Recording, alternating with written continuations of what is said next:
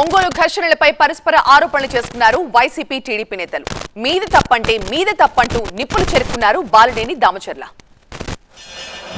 ఎక్కువ మహిళా కార్యకర్తలు ప్రచార నిమిత్తం సమతానగర్లో ఒక అపార్ట్మెంట్లో పోయి పాంప్లెట్ ఇస్తుంటే వాళ్ళు నేను తలుపులేసి మాకు అవసరం లేదు అని చెప్పటం, మా కోడలు పక్కకు రావటం.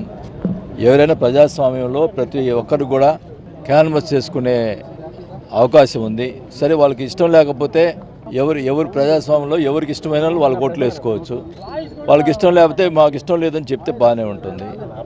మా కోడలు వస్తే తలుపులేసి ఇష్టం వచ్చినట్టు దూషించటం, అలగా జనం వచ్చారు అని మాట్లాడటం, ఇష్టం వచ్చినట్టు బూతులు తిట్టడం.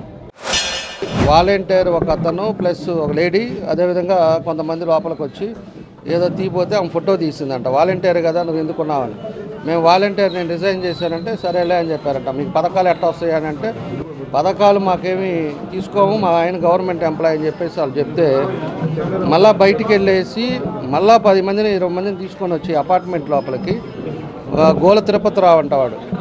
గోల తిరుపతిరావు అతను కార్పొరేటర్ వాళ్ళ భర్త ఆయన, అదేవిధంగా బాంబుల సాయి, నెక్స్ట్ రామానాయుడు, ఇంకా ఎవరో కొంతమంది పేర్లు కూడా ఉన్నాయి, కళ్యాణ్ రెడ్డి, ఇంకా వీళ్ళు అంతా కూడా కలిసి లోపలికి వచ్చి వాళ్ళ పిల్లల్ని కొట్టారు.